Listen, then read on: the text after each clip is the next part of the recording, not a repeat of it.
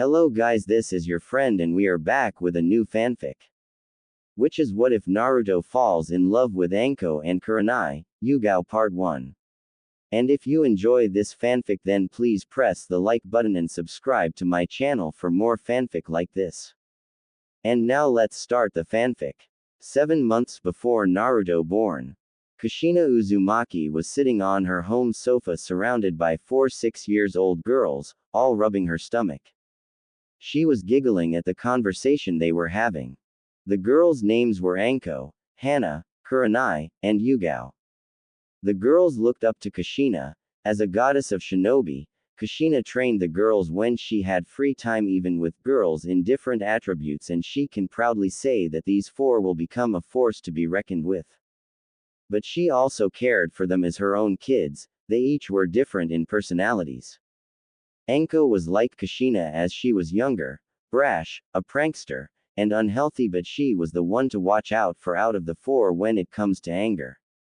Hana had the biggest heart of the girls. She always treated everyone fair, but she would sometimes get into it with Anko since both of them had tomboyish personalities and Hana was on the wild side. Kurenai was the calm and smart one. She had an older sister personality of the girls. And last Yugao, she was calm but also the peacemaker, and the scariest. She was also the most talented. Shina-chan is okay if I marry Naru-chan when he's older? Anko asked. Hana then put the purple hair girl in a headlock. Who said you can marry him? He'll like me better anyway. Hana retorted. Why would he want a girl who smells like kibble and licks her on butt, when he could have me? Like he would want a girl that smells like snakes and dangos. Anko tackled Hana to the ground, and they started pounding each other, making everyone sweat drop. Kushina's hair started to float like it was possessed.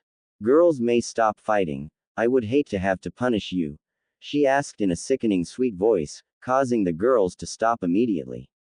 Now why do you want to marry my unborn son, Databane?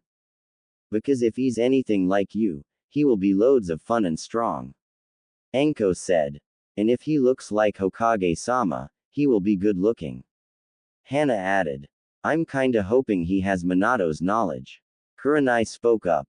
I want to train with him in Kenjutsu. It'll be good to have someone to train with. Yugao finished. You two also. What about Asuma and Hayate? Kushina asked, making the girls scowl a bit. Asuma is too high horse about being the Sandame's son, and started picking up a smoking habit. Plus all he cares about is my looks. Kurenai said. I asked Hayate why he wanted to go out with me and all he said was because I'm pretty. He doesn't know anything about me. Yugao answered as well. But Naru-kun is going to marry me. All girls said then glared at each other. All of you guys can marry him, Databane. The girls turned to Kushina with a questionable look. You see, I'm from the Uzumaki clan as you know, but I'm the last.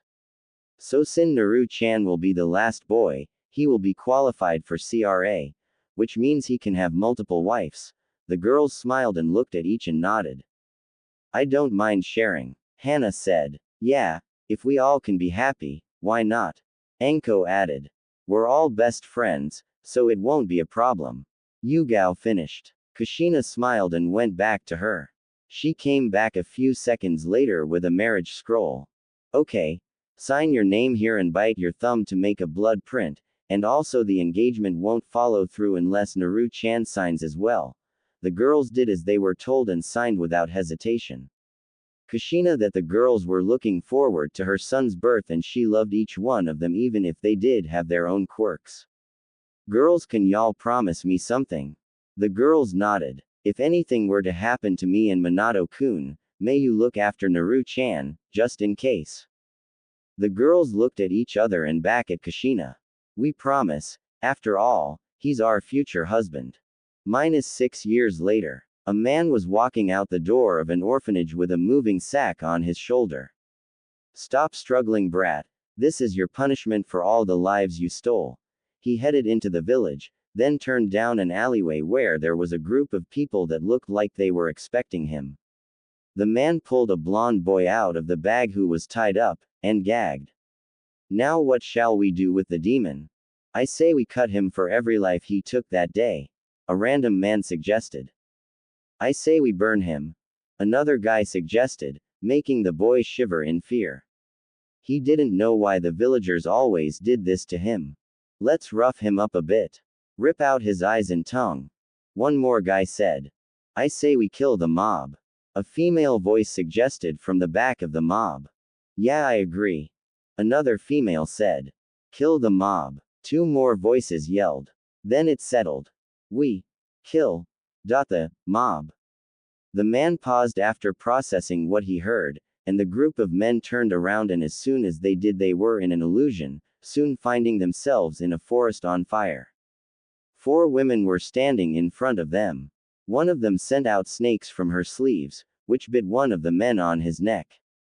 Another pounced at the group, shredding them with her claws.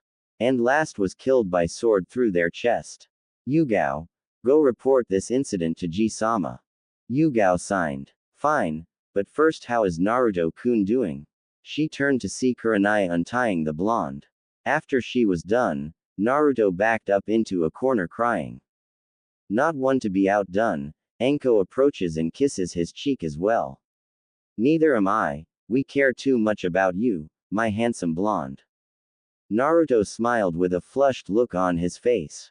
Really? Someone cares about me? Hana smiled and approached him and gave him a warm hug. Of course we care, why would we want to hurt a cutie like you?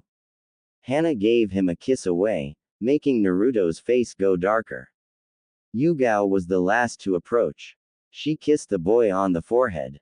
We are with you for now on, Naruto, and we will protect you. So does this make you girls angels? Naruto asked, tilting his head side. When the girls saw this, they were resisting the urge to glomp the boy, that was until he spoke his next words. You girls are beautiful like angels. That did it, they glomped him between them and started kissing all over him. After 30 seconds, he was covered in kisses with a happy dopey face on him, making the girls giggle. Alright, let's take him to his new home, and Yugao go give the report, but don't let him know where we are taking him, we promised Kushina-san. Kurenai ordered, picking up the dazed boy. They each then disappeared to different locations. Naruto woke up, rubbing his eyes, and found himself on what seems to be a queen-size bed. Oh, you're awake. Girls, Naru-kun awake, said the purple-haired Kunoichi from earlier. The other 3 girls from earlier came into the room. I guess we should introduce ourselves. I'm the and yours Anko Mitrashi. I like dangos and snakes, and love my Naru-kun. I hate perverts and traitors. My dream is to kill a certain snake, and... She paused and blushed. She went close to Naruto and whispered. I'll tell you later. Making the blonde shiver. Don't tease him, Anko. Anyway, my name is Hana Inuzuka. I like dogs and meat. I love Ruto-kun as well. I hate cats and perverts, and my dream I'll tell you later. Hana winked. Hello, Naruto-kun. I'm Kurenai Yuhi. I like genjutsu, sushi, and reading. I love Naruto-kun. I hate perverts, smokers, and traitors. My dream is to become the best genjutsu mistress, and you'll find out the rest. Yugao smirked and walked towards Naruto and started stroking his whiskers. Is it alright if I call you Whisker-kun? Naruto blushed at her touch, and nodded. Well, Whisker-kun, I'm Yugao Uzu and I like kenjutsu, and crepes. I love my little Whisker-kun. I hate perverts, and people who will hurt those I care about.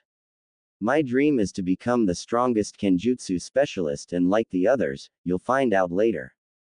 My name is Naruto Uzumaki. I like ramen, pranks, training, and... Naruto looked at the 4 girls and blushed nervously. My new friends Anko-chan, Hana-chan, Kurenai-chan, and Yugao-chan. This causes the girls to blush and smirk at the boy. I hate getting hurt and the 3 minutes it takes to make ramen. My dream is to become Hokage and have a family or someone who will love me. After he was finished, he looked at the 4 like there was something on his mind. Can I ask you for something? Why do y'all love me? I never even met you. The girls were quiet for a while, then smiled. Yugao stepped forward and decided to speak. Whisker-kun, when we said we loved you, we meant we care about you, that we would risk our lives for you. But don't get me wrong, we still like you for different reasons, I suppose. I admire your kind heart. No matter how hard you're treated, you never give in to hatred and take revenge on the village. Plus, you're quite the looker. Anko stepped up next. I think you're pretty awesome. We've been watching you for a while and I like your cunning mind. Like when you had snuck in the Jonin laundry lounge and put an orange sock in their whites. As you know, I'm kinda a prankster myself. Anko said, hugging Naruto in her cleavage, making him blush. Hana pulled Naruto away from Anko and into her cleavage. I like how caring you are and not a pervert. Even though we threw ourselves towards you and the fact you're in my cleavage, you're still looking at my face. You also value life, like the time you were water and changing the soil of a dead flower in the garden my training ground 6. Or when you feed a stray dog you beloved ramen. And most stuff is made up, basically they were watching Naruto his whole life. I just did what most people would do. Naruto said to move back from Hana just to be pulled by Kurenai.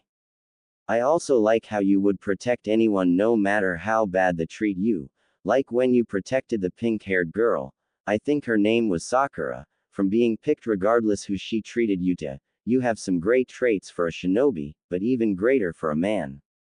But enough of that, it's getting late and it's time to sleep. Naruto nodded. He scooted back on the bed, getting ready to sleep, then he saw the girl playing paper, scissor, rock. Excuse me, but what are you doing? The blonde asked. Trying to decide who gets to sleep next to you. Anko answered to focus on the game. Why are you sleeping next to me? I can sleep on the couch if it helps. Naruto, if you keep being considerate, it will be hard to keep our hand off you, and plus we don't want you sleeping on the couch, we want to sleep next to you. Hana responded. After the game it was Yugao and Anko sleeping next to him while Kurenai and Hana seethed in jealousy. Naruto was blushing but soon dozed off along with his new precious people.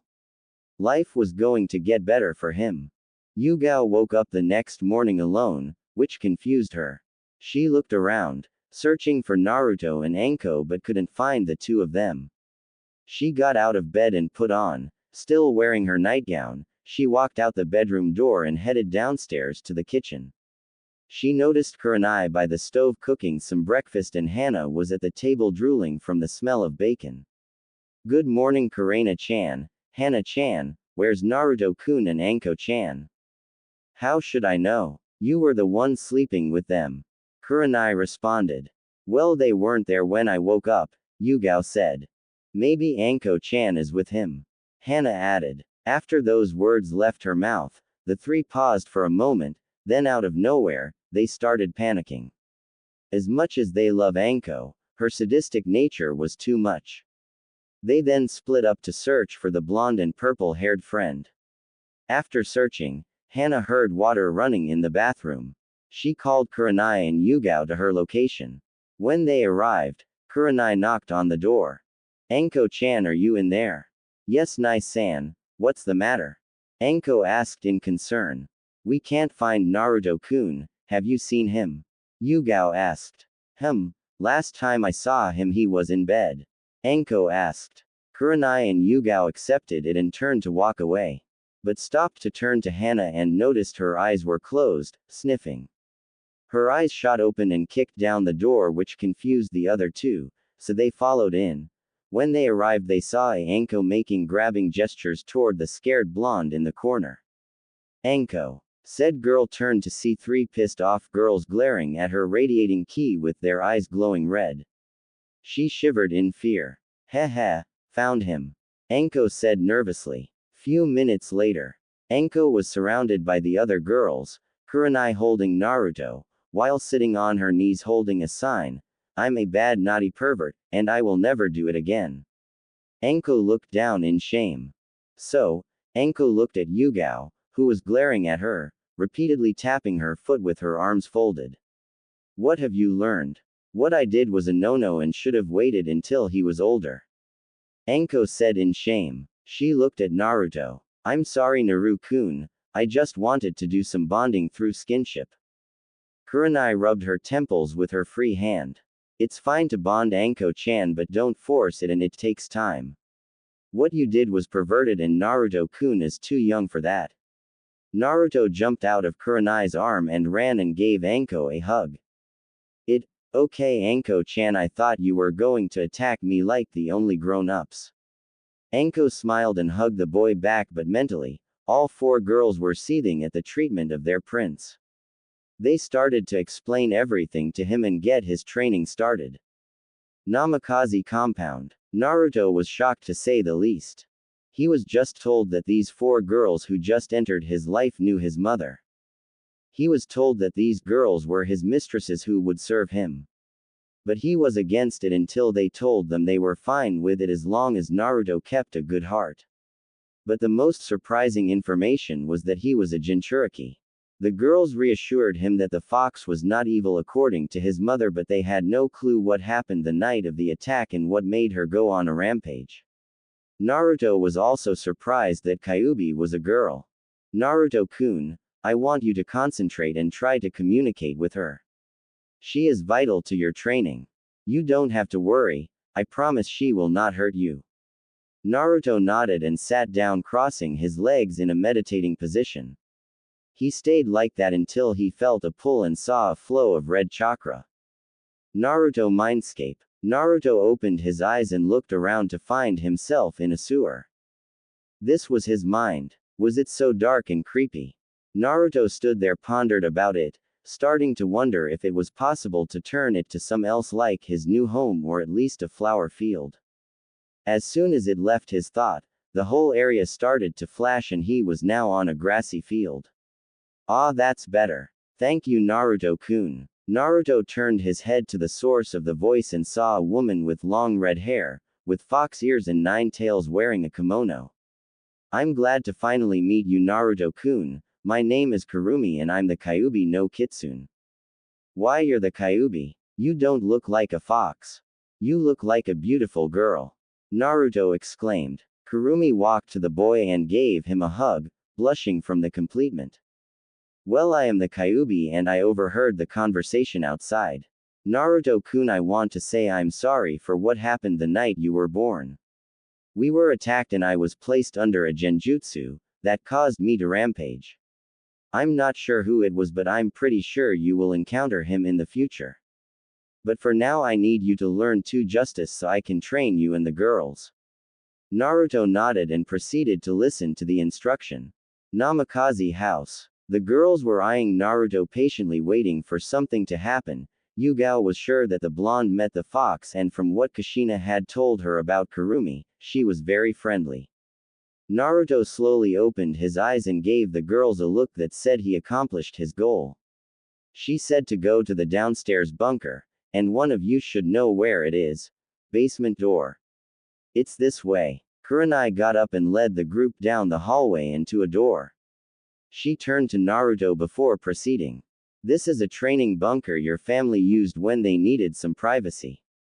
But what's special about the bunker is that it's covered in seals that can affect the room environment, gravity, temperature, and more. It's even more dangerous than the one I heard Anbu uses. Naruto started to get nervous, but he wanted to be Hokage. So he had to be ready for anything. Kurenai opened the door and led the group downstairs to a huge room filled with different ninja tools and seals on the wall. Naruto thought the room was awesome and his nervousness died down. The girls were chuckling. Well, at least 3 of them were. Anko had the same look as Naruto. It's quite understandable since, out of all of them, Anko was the most childish. Naruto-kun, I know you are excited, but can you proceed with the jutsu? I'll take care of the rest. Kurumi said, giggling. Stopped jumping and rubbed the back of his head sheepishly in embarrassment. Sorry. Naruto replied before biting his thumb a bit. Blood clone jutsu. Red chakra started to form around Naruto and the blood on his thumb started to pour, while the red chakra fused with it. Clone took the form of a Kurumi and Naruto fell on his butt in exhaustion after performing his first jutsu. Kurumi looked down at her body and then at the girls, giving them a smile. I'm pretty sure you heard of me, so introductions aren't needed. I want to thank you for taking care of our prince, but I'm sad to say you four are not cut out for the job yet. That's why I'm here. Yugao stepped forward with a questionable gaze. What do you mean, Kurumi-san? We are the strongest girls of our year, we're even Chunin right now. I already knew that, but you have so much more potential. Example Yugao, you are a skilled kenjutsu user, but if you were to fight someone with wind affinity or a ranged fighter, you might not win.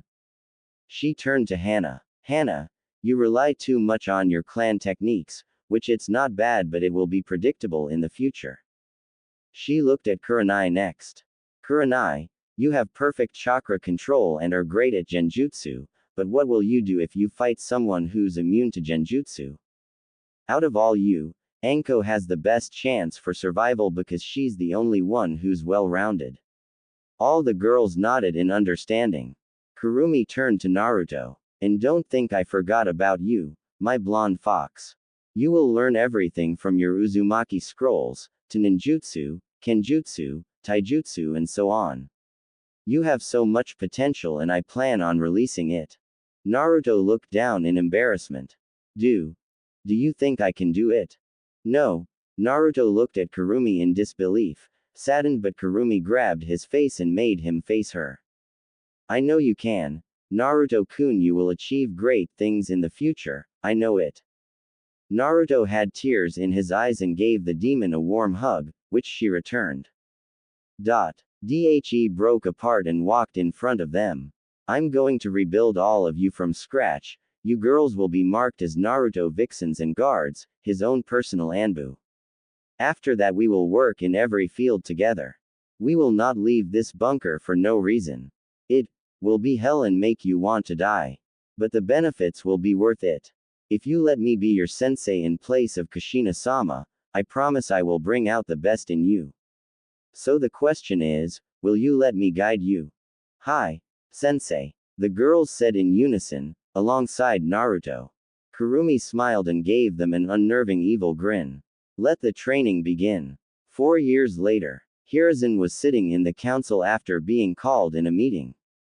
He had a pretty good idea on what it was about. Naruto, ever since his disappearance, the civilians have been cheering about the demon's disappearance, but the naive elders of the council see it as the loss of their weapon. But Hiruzen was aware of the boy's location, and he assumed Sume was as well since she didn't voice any concern for her daughter, but wasn't surprised, since Sume was best friends with Kushina. Now Hiruzen was sitting in the front of the chamber waiting for the meeting to start. Danzo decided to be the first to speak. Not everyone is here so we can begin the meeting. And why did you call this meeting without my permission? Hiruzen asked, leaking some ki. Sorry Hiruzen. That's Hokage-sama to you. Hiruzen interrupted. Yes, my apologies Hokage-sama, Danzo seethed. But it concerns the loss of our weapon. Danzo started. The civilian looked at Danzo questionably, while the clan heads glared at the old war hawk. They were aware of Minato's legacy and didn't appreciate him being called a weapon. Hiruzen was pissed as well but did well to hide it. And weapon do you speak of? The clan heads turned to the leader and could tell he was joking. Did we lose a legendary sword, a kunai, or some type of shuriken? I'm sure they are all replaceable. The Hokage asked, with a small chuckle causing the clan heads to smirk. Danzo gritted his teeth at the joke but continued. I mean our Jinchuriki, the loss of it will leave our village weak, especially since the Uchiha massacre left us with one Uchiha. Well, I'm surprised that you worry over young Naruto, but let me inform you that the delusional brain of yours, Naruto-kun, is not a weapon for this village. In fact, he has every right to hate this village. Yet he still strives to protect it. You should be grateful. You and the goddamn civilian council have no right to request anything of the boy, and just so you know, I know exactly where he is. Hiruzen informed. Then can you please inform us on his location? Sorry, but that information is classified. But rest assured he is safe, Hiruzen interrupted. Danzan was doing well to hide his emotions. He was aware that the Hokage knew he wanted Naruto for himself and was doing well to hide him.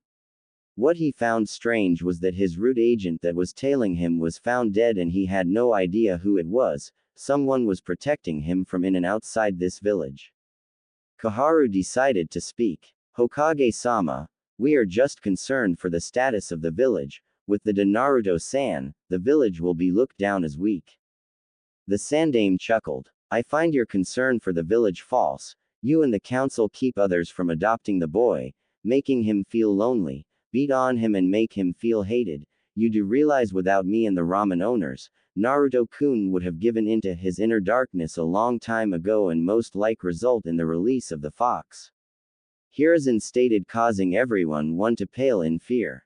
All except one ignorant council. I say we keep the demon away and good riddance.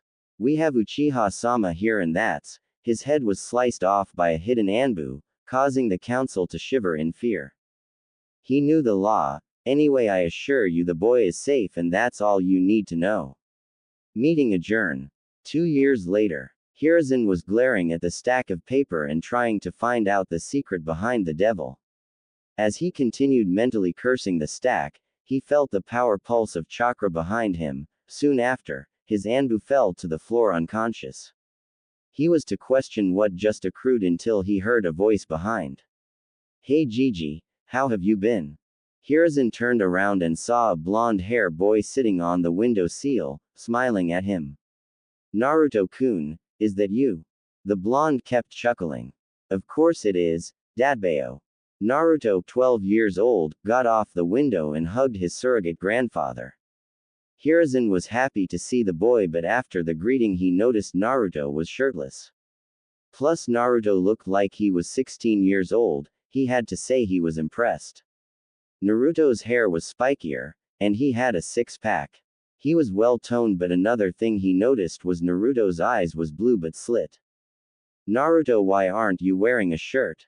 Naruto paused for a moment, then a few drops of blood trickled down his nose, making the Hokage more curious. I outgrew them years ago. Understandable. When you went in the bunker you were small, but that doesn't answer the question. And why is your nose bleeding? Gigi, I haven't left the bunker since I went in. Hiruzen nodded. And neither did the girls 18 years old. Hiruzen nodded, still not seeing where the blonde was going with this. Naruto signed. So if I outgrew my clothes, so did they, and since we never left the bunker we. Naruto stopped to see if his Gigi got the message. Hiruzen had a blank stare for a while, until shot back because of a rocket nosebleed. Naruto knew this was the outcome. Anyway Gigi, I need you to give this to Sum-san, this is a list of clothes for the girls. They've been for years and it's getting hard not to make a move. Hiruzen got up and wiped his nose. That's fine, but what about you?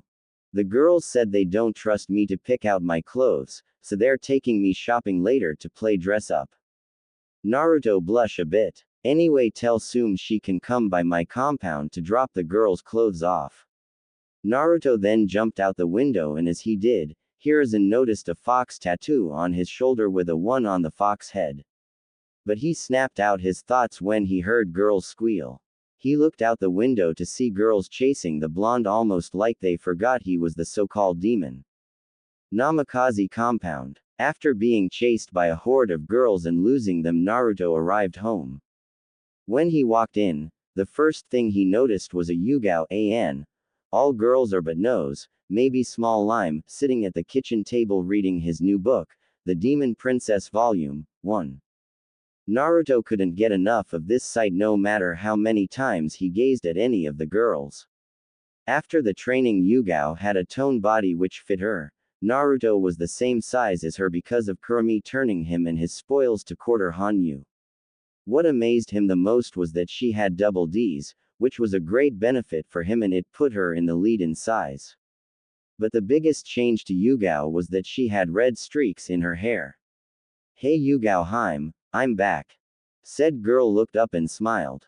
Welcome back Naruto-sama. Yugao got up and approached Naruto and wrapped her arms around his neck. Yugao Haim, We are equals. You don't have to call me that. Naruto signed, making the girl giggle. She removed one of her arms and traced her fingers under his chin to her lips. I know, but I'm the submissive type. She leaned in and gave him a deep kiss on his lips, which was returned as Naruto wrapped his arm around her waist. It went on for a minute and they broke apart and Yugao went back to the table and began to read her book. I'm surprised you're reading that again, Naruto said, wrapping his arms around her from behind. It's a good book, which brings me to ask. When are you going to start volume 2? Yugao asked, leaning back, loving Naruto's warmth. I have to publish this first and after that, I'll start it. Naruto leaned and whispered. I'll let you have the first copy, our little secret. Yugao smirked, with a huge blush on her face when she felt Naruto's breath. So where's the others? Kurenai-chan is in the library looking through scrolls, while Anko-chan and Hana-chan are taking a nap. Naruto nodded, giving Yugao a kiss on the cheek before proceeding to the library. When he arrived, Kurenai was deep into the scroll sitting on the desk, with her legs crossed. Naruto had to admit, Kurenai had a mature aura. She was slimmer than Yugao but gorgeous all the same. Unlike Yugao hair, Kurenai bottom quarter was red, and her size was D cups. Naruto smirked then knocked on the wall. Kurenai looked up from the scroll and smiled when she noticed her favorite blonde. I got to say Kurenai-hime, you can really pull off the mature beauty look. Why thank you Naruto-kun, and I got to say you look good yourself. Naruto approached the chair by the desk and sat down, pulling Kurenai on his lap. Kurenai chuckled and put her hand on his chest and gave him a welcome kiss. Did you do what we asked? Yeah, Sum should be here soon. Whatcha reading on? I was wondering if there was a way to use genjutsu through elemental manipulation. And use it through a medium beside my senses. Kurenai said reading the scroll. Have you tried using fuinjutsu, like a seal that connects your chakra to it, like a transceiver? Naruto suggested. Kurenai eyes widen, just like the Hiraishin mark, but I don't know. She paused and smirked at Naruto, using her arms to lift her, she gave Naruto a pleading look. May you please teach me fuinjutsu, Naruto Sensai? She asked, poking out her lip. Naruto blushed a bit and cleared his throat. You don't have to do that Kurenai-hime, I'll do anything to help you. Kurenai smiled and leaned up to kiss the blonde. I know, I just love it when your beautiful eyes gaze at my beautiful body. Kurenai responded, with a wink. It's hard to avoid. Naruto chuckled before removing the raven-haired kunoichi from his, much to her dismay. I'm about to go wake Anko-chan and Hana-chan. Kurenai nodded and continued to read. Naruto went up the stairs and into the queen bedroom to find the two girls cuddling together sleeping. Anko's body was well balanced, slim and toned. She was the shortest of the four but her appeal makes up for it. She had red tips at the end of her hair and like Kurenai D cups. Hana had more muscle than the girls but still had a gorgeous body. She was the tallest of the four and the end of her ponytail was red.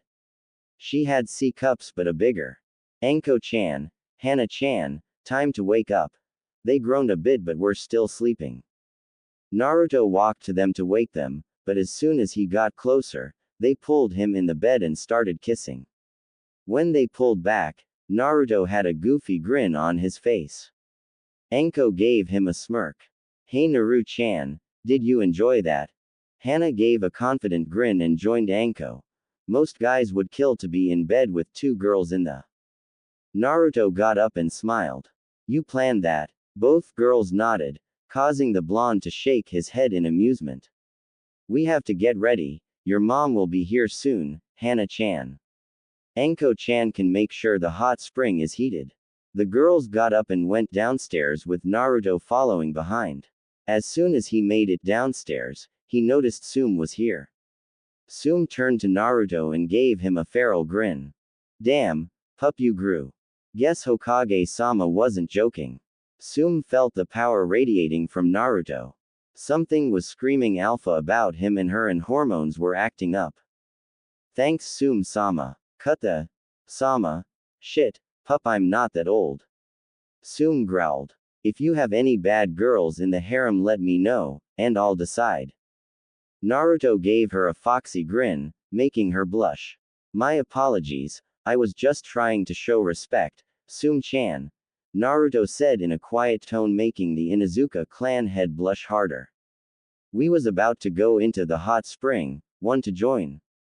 Sum was about to deny the request, but when she looked around and saw everyone else and Hana giving her the okay, mouthing, he's packing, she accepted, with a certain image in her head. She stepped into the compound and everyone proceeded to the spa. 2 years after they left the bunker, Naruto entered the academy and was sitting at his desk waiting for his sensei to find out who his sensei was. Even though Naruto was ahead of his peers, he still was required to go to become a genin. But it wasn't a total loss. Because of Kurenai he made 2 new friends, or should he say vixens. And speaking of vixens, 2 years ago during the event with the hot spring, somehow Sum ended up joining. All it took was for Naruto's dominant aura, Sum getting a glimpse of his package, and the girls informed the clan head that Naruto can turn her to a Hanyu and give her youth. She didn't mind because she saw Naruto as alpha and she knew of his heritage, so in the future it would establish a good relationship between the Namikaze, Uzumaki, and Inuzuka. Before he joined the academy, Kurenai had requested a favor. 2 years ago hot spring, Naruto was currently straddling Sum, teeth sinking into Sum's shoulder. After a few more seconds he released his grip and looked at her. She opened her eyes slowly and gave a feral grin to the blonde before reaching behind his head and pulling him into a deep kiss, which he happily returned. Hana was chuckling at her mom's behavior but was happy for her. She had to admit it's going to be weird to share a guy with your mother, but she would accept it. After a few minutes Naruto separated from Sum and sat next to Anko and Hana. Welcome to the club Sum-heim. Thanks Foxy-kun, and after we're finished, I'll put you, me and my pup in a marriage contract. With this Inuzuka will protect you from the Uchiha kissing civilian council. Sum said, taking a spot between Kurenai and Yugao. Naruto contemplated something and smiled. Sum-heim, would it be possible for you to represent 2 more clans besides yours? Yes, as long as I'm engaged to them. Sum paused and gave Naruto a feral grin. I see, with our status and me being a clan, the civilian council can't interfere. So Foxy-kun wants me to represent the Uzumaki and Namikaze clan. With this we're close to evening out the odds. Well, if you need help evening out the odds, everyone turned to Kurenai, who was giving out a smirk. I know 2 girls who have a crush on you, both of them are like sisters to me. Who are they? Naruto asked. Kurenai smiled and walked over to Naruto and sat on his lap. She brought her face close to his and whispered in his ear. Naruto's eyes widen and smirk a bit, then once Kurenai pulls back, Naruto captures her lips, receiving a moan in return. He pulled back 30 seconds later with a smile on his face. You're a genius, but do they have a crush on me? Kurenai, returning to her position next Sum in the hot spring, smiled at the question. They told me you saved them from bullies and admire your courage. Soon it evolved into a crush after they witnessed your treatment by the villagers and still went on smiling. Naruto nodded. Will they be upset how you disappeared on them? Naruto asked and shook her head. Don't worry, I told them I was going on a training trip. Kurenai was reassured. Naruto smiled and nodded. He was going to relax when he heard a vixen in his head. Naruto-sama, when are you going to summon me? I want to enjoy the hot spring. Kurumi pleaded. Naruto chuckled and went through a few hand signs. Summoning jutsu. A cloud of red smoke appeared and once the smoke dissolved, a Kurumi was standing there smiling. Sum's eyes widened and gave a questionable gaze to Naruto. Sum-heim, meet Kurumi, the Kyuubi no Kitsune. Flashback end. Naruto snapped out his thoughts when his 2 new best friends and vixens walked up to him. Hey Naruto-kun, are you excited for today? Naruto turned and saw Hinata Hyuga with her usual happy smile and Izumi Uchiha wearing a confident grin. Kurenai had introduced the girls to Naruto before he joined the academy, and to say they were beyond happy was an understatement. After they established a friendship, Naruto noticed that they each had a problem with their skills, Hinata with her Juken and Izumi with her Sharingan, which surprised Naruto since she was 12. Instead of training them himself, he asked Anko and Hana to train Hinata in a snake style, confidence and medical techniques. And for Izumi, she was being trained by Yugao and Kurenai in learning how to rely on her senses, to use a Tanto and Genjutsu along chakra control. After 6 months, Naruto told them about his status as the last of his 2 clans and introduced them to Kurumi. He was relieved that they didn't mind him being a Han-yu and was surprised when they requested to be marked. They were aware that they could never date another guy, but replied there was no one better. Hinata was now as confident as a lion, and Izumi could not only maintain her dojutsu, but she got her 3rd tomo. Kurumi even removed the yin energy of the Sharingan and replaced it with yang energy, giving her the ability to gain the Mangekyo Sharingan without a death. The color of her Sharingan was more of a ruby crimson now than a bloody red, but unfortunately from her mother's scroll, she will still suffer from blindness, but on the plus side, no one can replace their eyes with her because it contained Hanyu blood. The 2 girls were instructed to hide their skills, to not give their hand, and were not to act friendly towards each other during the academy, which they agreed to even though they didn't want to. Kurumi then made the older girls take the Jonin exam, which they succeeded in passing, and the girls took it a step further and became Anbu, which made Naruto's academy days easier. When Naruto joined, there were a few teachers who tried to sabotage, but the next day they never appeared again. Naruto had a feeling it was the older girls because they were always watching him from the shadows. After becoming a Han-yu, the girls developed quite nicely in Naruto's opinion.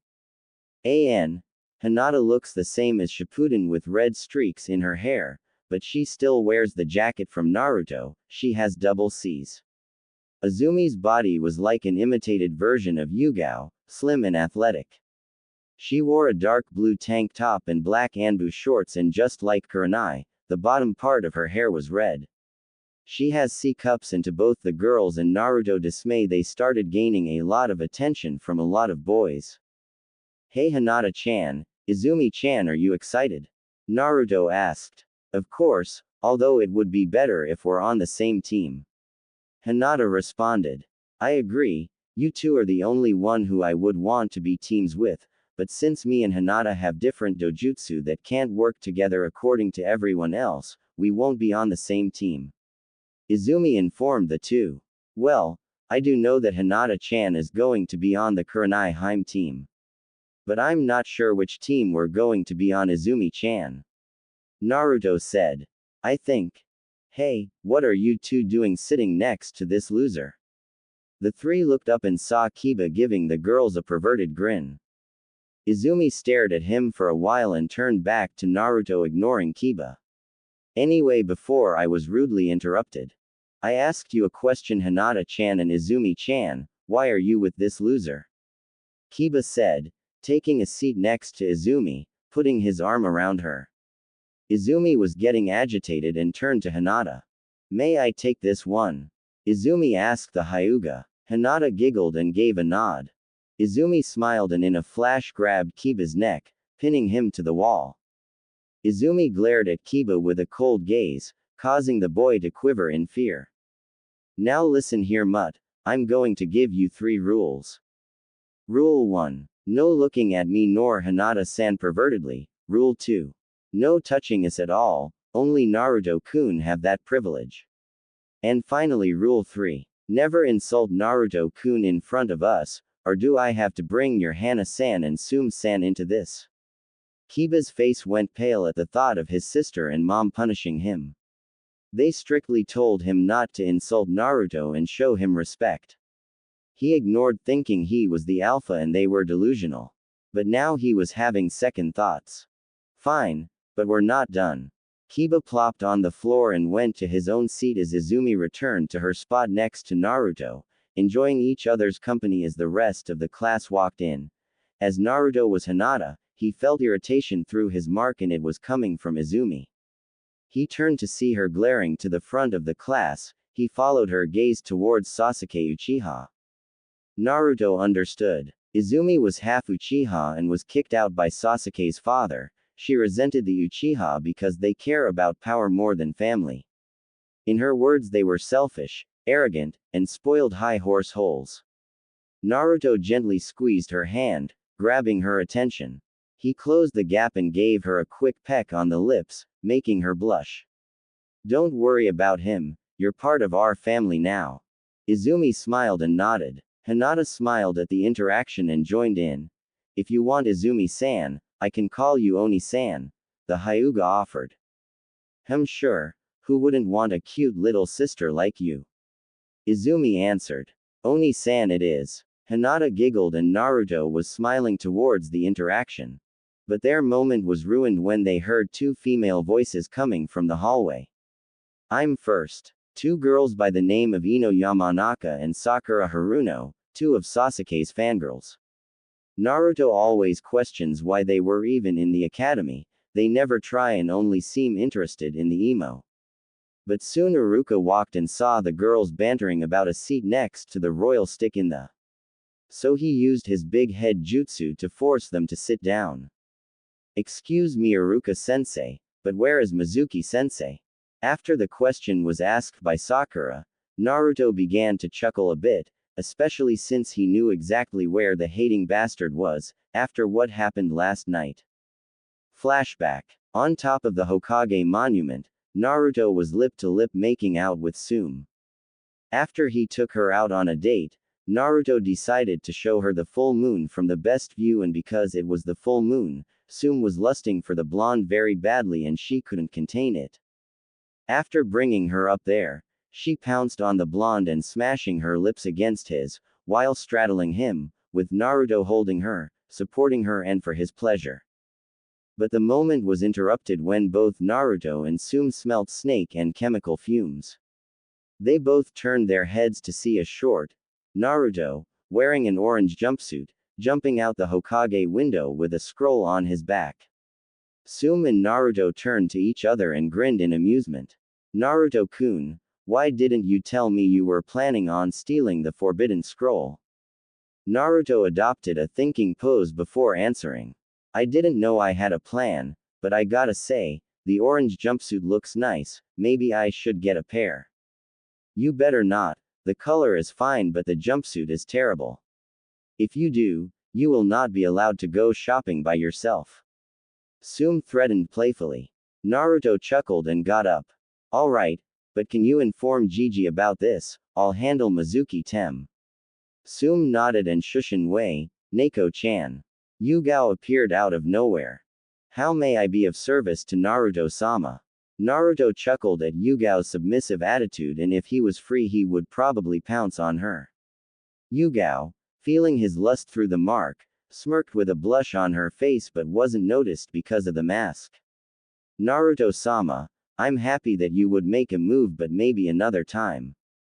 Naruto snapped out of it and chuckled nervously.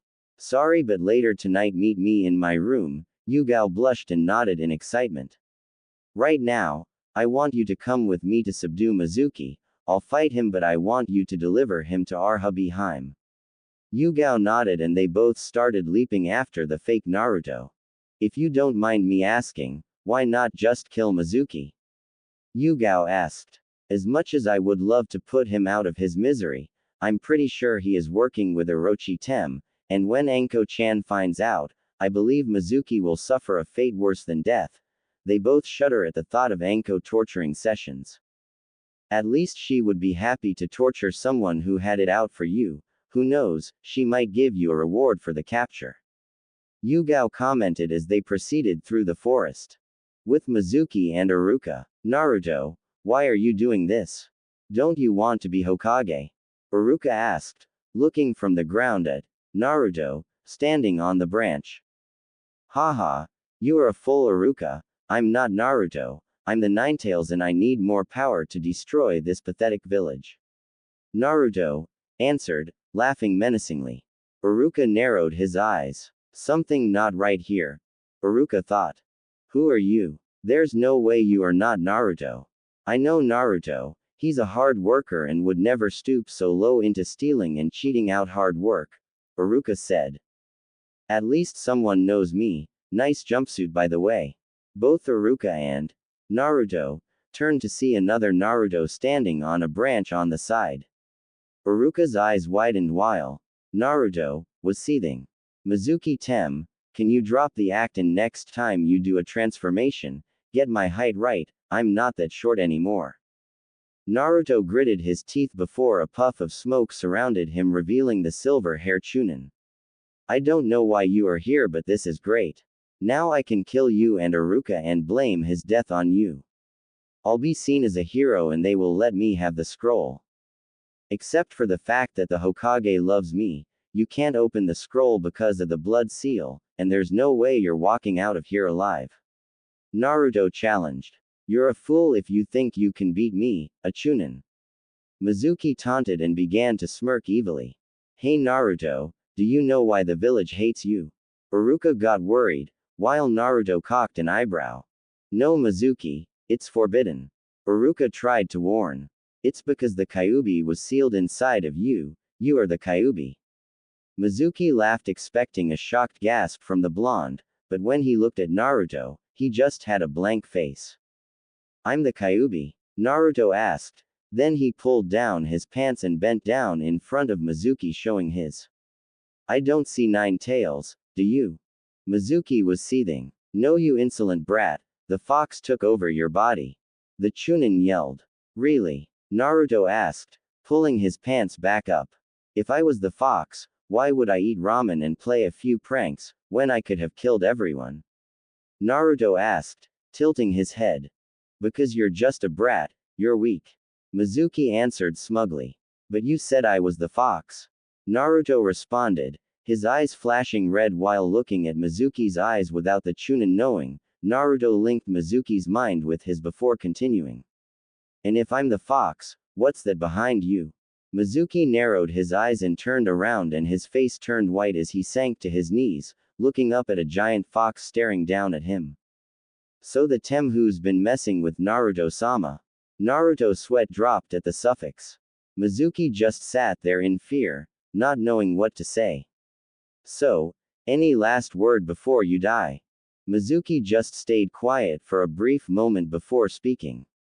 How are there's 2 Kyuubi? The scarred Chunin asked. Naruto and Kurumi just stared at him, thinking the same thing. How can someone be so ignorant and stupid, and be a Chunin? Naruto snapped his fingers and everything turned back to normal. Mizuki was cuddling against a tree, while Iruka approached the blonde. What happened to him? Iruka asked. I placed him under a genjutsu, Naruto lied. Neko-chan. The name Anbu appeared out of nowhere, bowing. Hi, Uzumaki-sama, Yugao said, playing the role to up Naruto's status, and considering how impressed Iruka was, she has to say it was working.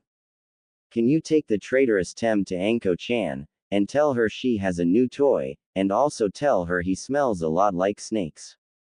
Iruka paled. Even blood prison was better than a session with Anko. Yugao giggled a bit before responding. Of course, and just to let you know, Sandame-sama will be here soon. Yugao finished before picking up the Chunin and shunshin away. The Hokage then arrived and Iruka explained the event that happened before he arrived. Flashback end. After explaining, the whole class turned to Naruto in awe and some in jealousy, all with the same question in their mind. What kind of genjutsu did he use to beat a Chunin? Now that is over, I'll begin assigning teams. After starting with Team 1 and going down until he reached Team 7 inches. Team 7 will be Sai, Sakura Haruno and Sasuke Uchiha. Your sensei will be Kakashi Hatake. Yes, alright, love prevails. Sakura squealed, standing up, giving Ino a victory pose. Those 2 better not get in my way. Sasuke thought to himself, resting his hand on his chin. Sai was just smiling creepily. Team 8 will be Shino Aburama, Hinata Hyuga, and Kiba Inuzuka. Your sensei will be Kurenai Yuhi. Shino didn't react, Kiba seemed happy, and Hinata was okay with being on a team with her sister figure. Team 9 is still active. Team 10 will be Shikamaru Nara, Choji Akamaiki and Ino Yamanaka. Your sensei will be Asuma Sarutobi. What? I'm on the same team as the lazy bum and Mr. Eat a Lot, plus Sakura gets to be with Sasuke-kun. Ino complained. Troublesome blonde. Shikamaru muttered with his head down, while Choji kept eating his chips. And finally, because these two have perfect scores tied with Hinata, they will form a two-man cell. Team 11 will be. Iruka paused and rubbed his eyes and looked up at Naruto and grew nervously. Those two put together with her as a sensei, what was Hokage-sama thinking? Iruka thought to herself before continuing. Naruto Uzumaki and Izumi Uchiha. Your sensei will be. Before he could finish, a purple blur burst through the window. The and no longer single, Anko Mitarashi has arrived. Anko yelled, holding a banner. Some of the guys were drooling, besides Sasuke, Shino, Sai, and Shikamaru at the kunoichi, while the girls were envious of her body. I'm looking for a hot blonde and beautiful raven-head girl.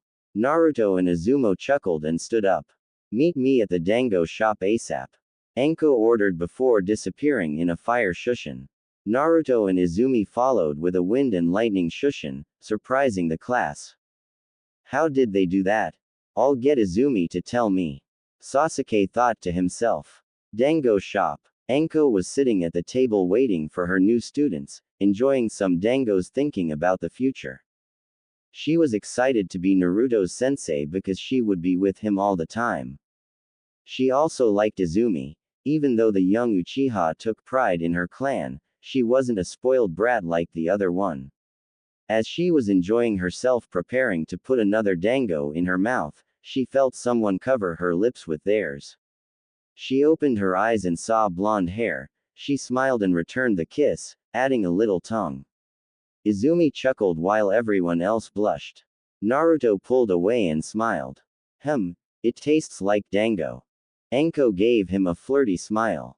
After that type of action, I might just pass you and not give you a test. Naruto chuckled a bit. Well, to be honest, I wasn't going to test you too because your teamwork is the best. But you can test your skill tomorrow. Izumi raised one of her eyebrows. What do you mean? Uchiha asked, taking a seat next to Naruto and proceeded to eat some dangos. Well, usually when you're put on a team, the Jonin sensei is supposed to test you on your teamwork the next day. But since you two trained together before and practically showered together, Anko said with a grin making the two blush, I decided to see how strong you two were compared to someone else. And who exactly are we going to fight? Naruto asked his sensei, lover. Just a pervert with an orange book. But enough of that, time for some team bonding, and what a better place than the sauna. Naruto blushed a bit before shaking his head in amusement, while Izumi was giggling. But there is one day I want to know, Izumi-chan, how did you meet Naruto and Nai-chan? Izumi shook a bit and signed. She knew she couldn't avoid it anymore. She didn't want to have any trust issues. Well, I met Kurenai-chan when I was 5 years old. I was getting picked on by people from my own clan for being a hybrid. Kurenai noticed and helped me. After that we kinda bonded. She later introduced me to Hinata-chan and she became like a second sister after Kurenai-chan. A year later my brother, Shisui-ni, introduced me to Itachi-san and he helped me train since no one else would besides my brother and mother. Izumi said with a smile and then frowned because she didn't know how Anko would react. As she was getting nervous, she felt something grab her hand. She looked over to Naruto, who was giving her a warm smile that washed away her nervousness. She turned back to Anko and breathed a bit. 2 years later, as you know, the Uchiha clan was killed by Itachi-san. I didn't care about the clan, but he killed my brother. Izumi started to tear up. Imagine that guy you looked up to, betraying you. Anko slowly reached up to her neck where her mark used to be. I don't have. As you know, I used to be an Orochimaru apprentice, but he ended up betraying us and the villagers took it out on me. That's why the next time I see him, I will put his head on a platter. It was a good thing Kurenai-chan, Han-chan and Yugao-chan still were willing to be my friend. Plus I also have to thank a certain blonde-haired Gaki for removing that pain in the seal. Anko finished as she winked towards Naruto. But continue. Izumi nodded. After the massacre, I was approached by someone who promised me power to get revenge on Itachi. I was in a depressed state, that I accepted the offer without hesitation. Izumi said. If I recall, when we left the chamber, Nai-chan went to look for you and Hinata-chan, but she said you were acting weird, almost like an emotionless. Anko paused, then narrowed her eyes. Izu-chan, did he approach you? Anko asked in a serious tone. Izumi nodded. Yeah, Danzo-san made me a route and my first mission was to gather intel on Naruto-kun, the Uchiha explained with regret. Flashback 2 years ago. Naruto was walking from Ichiraku's after visiting his favorite ramen, heading home with a happy stomach until he felt a presence behind. Someone is following me. It feels like a chunin. I don't feel any hate nor anger from this person. Naruto thought to himself as he led his stalker towards empty training. When arrived at training ground 44 in front of the gate, he stopped moving with his hands in his pocket. You can come out now. After a few minutes, a female figure jumped in front. How did you know? I can sense chakra. Why are you following me? Naruto asked, narrowing his eyes. He can see black chakra coming out of her mouth. I guess it's time to help Izumi for Kurenai-chan. From what I can tell, the black chakra is leading towards some type of seal in her mouth. But who? Naruto stops his thoughts and smiles. I was following you because I'm interested in you. Izumi answered with a small smile. Well, I would believe you if you didn't look dead inside your eyes. Plus I thought it was against Danzo's belief for his tools to have emotions. Izumi's eyes widened as she leapt back, but as she did, Naruto vanished from sight and appeared behind her. Sorry about this, but Kurenai is worried about you, so have a good night's sleep, he said before knocking her out. Namikaze resident. Izumi woke up tied to a chair. She tried to move and produce some chakra but couldn't. Don't bother. Izumi looked up and saw Naruto looking at her. Sorry, but I sealed your chakra and removed the slave seal from your tongue. Why didn't you kill me? Because it would upset Kurenai-chan and Hinata-chan for one, and two, I remember protecting you from some bullies when we were 4 and you seemed like a nice person. But why the change? Kurenai-chan said you wanted to be friends with me and become closer to me, but when I look at you, all I see is emptiness. Like she cares, she abandoned me when the clan was massacred, and what's worse is my idol was the one who killed everyone, including my brother. No one cares. You wrong, Kurenai-chan, Hinata-chan and I care about you. Do you think working for that cowardly war hawk is the way to go? He just uses you to get to me, and once he has me, you will be nothing but fodder. Naruto explained. Izumi sneered at the comment, but it didn't bother the blonde. What do you know? He promised me power and all I have to give him is your eternal loyalty. Izumi paused and nodded. Did he tell you that route is supposed to be disbanded? Do you know what that means for you? He can't risk the Hokage finding out, so if he feels like you would be exposed, that seal on your tongue will kill, not that he would keep you around. If he trusted you, he wouldn't have put a slave seal on you. Izumi was angry, but not at the blonde, but because he was right. All she cared about was her revenge. So what? I have nothing else to live for but my revenge. Should I just give up? Naruto closed his eyes and walked in front of her. He then bent down to her level and opened his eyes. Izumi calmed down when she met his gaze. She felt warm and he looked like he cared for her, but why? If you have nothing to live for, then I'll be your light. Izumi's eyes widened as she felt her body tremble. I'm not saying give up on revenge, just don't let it consume you. If you need a light to guide you through your hatred, I will be that light. I'll help you get stronger and I'll help you with your revenge. Izumi was crying. She didn't feel this type of care since her brother. Can she do it? Can she trust this blonde? He protected her once before. How do I know I can trust you? Naruto gave her his foxy grin, which made her blush.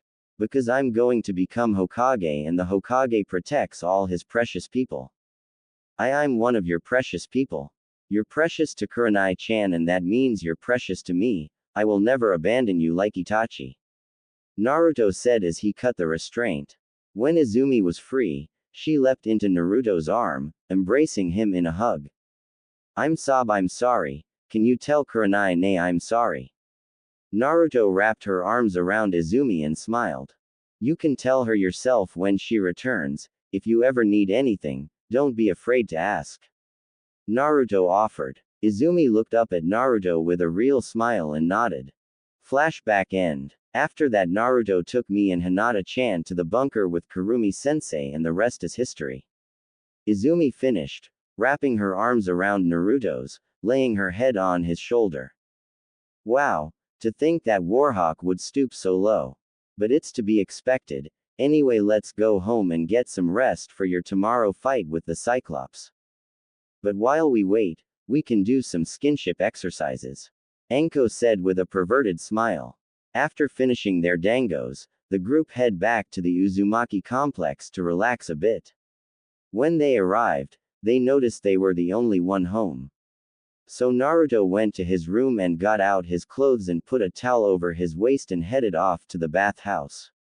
After putting his clothes in the locker room, he headed outside. There you are, we've been waiting. Naruto turned to the voice and saw a very Anko and Izumi wearing a towel sitting in the water. It's time for some team training. Lime scene warning. Naruto chuckled and stepped into the water. Anko looked at Izumi and smiled. Izu-chan, as your sensei, I have to test your teamwork with your teammate, so I want you to deepen your bond with Foxy-kun. Izumi gave a flirtatious smile and approached the blonde and straddled his lap and wrapped her arms around his neck. Then she pressed her forehead against his and smiled. Ready, Naruto-kun? She asked, licking her lips. Naruto smiled and gave her a nod. She captured his lips with her as the blonde wrapped his muscular arms around her waist, pulling her closer. Izumi was licking his lips asking for permission, which obliged as Naruto accepted her into his mouth. Izumi started to moan as she felt her core start to heat up. She separated herself from him, her face red as tomatoes. Please, Naruto-kun, touch me more. Naruto smiled and removed his hands from her waist and started to fondle her, causing her to squeal a bit. Don't. Stop. Izumi moaned, bucking her hips back and forth against his crotch. Naruto began to release some moans. He then felt a pair of hands grab his face and turned his head. Anko licked her lips at Naruto's lust-filled eyes and gave him a seductive smile. It's time for you to bond with Sensei, Foxy-kun. Anko teased before capturing his lips, forcing her tongue down his throat, causing both of them to moan in each other's mouths. Anko then took one of hands and put it between her legs. Naruto caught on and started to rub her womanhood, causing Anko to rotate her hips. Izumi started to move fast, biting her lip. She felt herself build up a little more. Anko also felt herself reading to come soon as well against Naruto finger play and her playing with her own. The breath started to hitch until it was time to release. I'm coming. Both kunoichi cried as they released their pent-up lust. The three didn't notice that there was a pink light surrounding them for a brief moment. That felt amazing. Izumi said between breaths, getting off Naruto's lap. Huh, yeah, Anko agreed. She then turned to Naruto manhood and smiled. It looks like Foxy-kun hasn't been released yet. Izumi, let's show Foxy-kun how much we appreciate him and continue our team bonding. Izumi looked at Naruto's package and smiled. Hi, sensei. They both then sandwich his manhood with the and proceed with the paisery. Naruto started bucking his hip forward as both kunoichi started to move up and down to the rhythm. How is Naruto-kun? Are we becoming better teammates? Izumi asked. This feels amazing. Best exercise I ever had. Yours feel amazing. Naruto answered. And they're all yours, Foxy-kun. Anko said as she started to lick his shaft. That's right, Naruto, whenever you want. Izumi added in, mimicking Anko's action. They continued this until they felt Naruto start to throb. Girls, I'm about to. Naruto said as the kunoichi sped up their action. They were soon surrounded by pink aura again as Naruto threw his head back. I'm coming. Naruto released his come on there and out of breath. Anko and Izumi licked up the sperm and smiled as the pink aura went into their body. Good job, you two. No one has better chemistry than you two. Anko said. Naruto nodded his head in agreement and sat in the water with the girls on each side. Lime scene over. Well, that was a interesting show. The group turned in front of them and saw Kurumi on the other side of the sauna, drinking some sake. Now that the show is over, I'm sure you three haven't noticed the pinkish aura around you after your fun. Naruto chuckled nervously. Sorry, I missed it. Kurumi smiled. It's understandable, after all you're surrounded by three beautiful women. Anyway, even though it was an accident, you three just performed a bonding ritual. When Hanyu bond with their mates, their chakra, physical energy, mental energy and spiritual energy combine into one. Then it's multiplied by the number of people who perform the ritual, in this case 3, and after that it splits among you 3, increasing your overall strength. But there has to be a limit or catch. Naruto said. How perspective of you, Naruto-sama, there is. The first condition is, you cannot perform the ritual unless you reach the limit of where normal human training can take you. 2. You have to be bonding through the mate mark as you know, so no outside girls. 3. You can only perform it on the full moon through acts like you just did. Kurumi explained. Is that why I feel so energized, Kurumi-sama? Izumi asked. Kurumi nodded. There's also something that benefits you, Anko-san. Kurumi said, catching the girl's attention. You see, when a Hanyu without a Kekkei Genkai goes through the ritual, they gain a sub-element Kekkei Genkai. It takes your major element and one of the alphas, and combines them. Since yours is Kaden, you could have Yoden, lava, futon, boil, or shikuden, scorch. Later on, find some chakra paper and find out. Anko nodded in excitement. Sweet. Can't wait to test it out later. Kurumi smiled. And there is one more thing. You see, now you three just moved up to being 50% Hanyu. Your healing factor and senses increase as well as your chakra reserves. Plus you are closer to the time we need to start training you to learn spirit mode. What's spirit mode, Kurumi-chan? After you destroy the negative energy inside you, the demonic chakra is purified. Then combine that with your mental energy and your spiritual energy or your life force. Kurumi then stood up and sprouted her ears and tails. You would look something like this. In this form you can combine your spiritual chakra as it's now called in this form. She then forms a huge shuriken out of red energy. You can add an element to this as well, and when you throw it, she threw it outside in the sky and it exploded. But this form only lasts depends on control over spiritual chakra. When can we learn it? The three asked in excitement. Yeah, that looks pretty cool, Kurumi-sama. The group turned behind them and saw Yugao, Kurenai, Hinata, Sum and Hana walking in, with the first three and the others covered by a towel. Hope you don't mind us joining. Yugao said. Sure, Himes, how much did you hear? Naruto asked. The 50% Hanyu part. Kurumi nodded and began to explain everything to the rest of the group. She also informed them that they had to wait for the next full moon to perform another ritual. Naruto asked, will it increase his Hanyu blood? No, it won't, but it will increase your lifespan. Now enough talk, we came to enjoy ourselves. The group nodded and proceeded to just relax while a few of the girls made out with their alpha leader. 1 hour later, Kurumi told Naruto and the girls to meet in the training room. She pulled out a scroll with a symbol of a heart-shaped moon. I think it's time for you guys to have this. I got this from my world. She opened the scroll and there was a symbol of a lock. I want you guys to bite your thumb and perform the summoning jutsu. When the jutsu is done, you will have a new summon, but be warned, it will be one of 4 animals and it will get rid of any contracts you have. Kurumi informed, looking at Anko. That's fine, I really hate Manda anyway. Anko replied. Good, also after you perform the jutsu on the scroll, you will each have a chain appear on your arm, it will be a new weapon only you and your mates can hold. Kurumi said. What's the weapon call? Yugao asked in excitement. Kurumi smirked. It's called the Keyblade. So today is the day. I can't wait until Anko gives us the result. What do you think they'll do? Yugao asked. She was with her friends Hana, Kurenai and Hinata at the local dango place. They were discussing the possible results of Team Anko. They had a goal involving Kakashi. I'm pretty sure they'll do fine.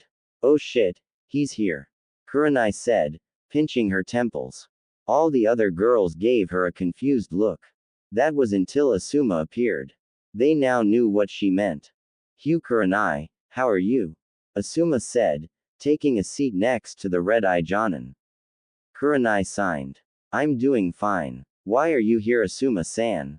Kurenai asked. Asuma smiled and sat next to Kurenai, trying to put his arm around her. But to his dismay, Kurenai ducked under his arm. Asuma seethed but held it back. I was wondering if you wanted to go. Asuma started. I refuse. I'm not interested. Now if that's all you want, please leave. Kurenai said, without looking at the Jonin of Team 10. I don't understand why you can't understand what no means.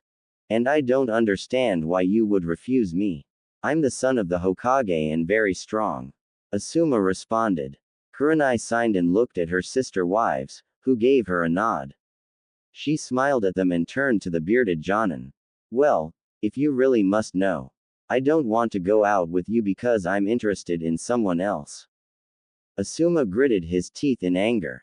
How could he lose his Kurenai to someone else? He needed to know. Who is it? Before Kurenai answered, Yugao jumped in. And why do you want to know?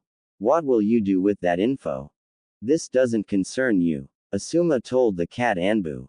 Yugao glared at Asuma when he made that statement. You're wrong. Anything involving my sister involves me. Learn she is not interested and try to find someone else. Yugao suggested. Asuma grunted and turned to Kurenai.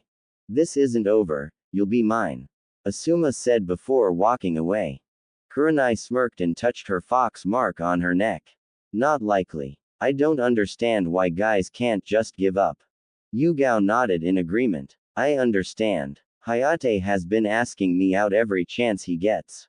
It's aggravating. I can't wait until Naruto-kun announces his status as the CR, but it might cause him some problems. I agree. Naruto-kun will have some problems in the future, especially when it comes to your 2 stalkers U2, but even with Hana-san and Sum-san in the circle, Kiba thinks he can do what he wants with me. I just wish I could kill him and be done with it. Hinata said. She wanted to end the pup's life, but it'll hurt his mother and sister's feelings. Hopefully Anko stops playing games and announces Naruto and Izumi's status as genin. We all know she could just pass them, but a part of me is glad she is taking her job seriously. Hana then got a good idea. How about we go watch them? Both of them taking on the Cyclops could be entertaining, the Inuzuka suggested. The others smiled at the idea. Team 7 training ground. What's with these kids? Kakashi asked himself, dodging another fireball from Izumi. Izumi and Naruto informed him that the test was to try and get a certain item from him, and judging by their line of sight, it was the bells. He agreed, thinking it would be as easy as his team. He soon found out he was wrong. The fireball created a smoke screen and sent him flying back with a huge explosion. It seems that fireball had too much chakra, she probably doesn't have control over her strength. The Cyclops thought before ducking under a kick from Naruto. Kakashi threw a punch towards Naruto, but the blonde jumped back, avoiding it.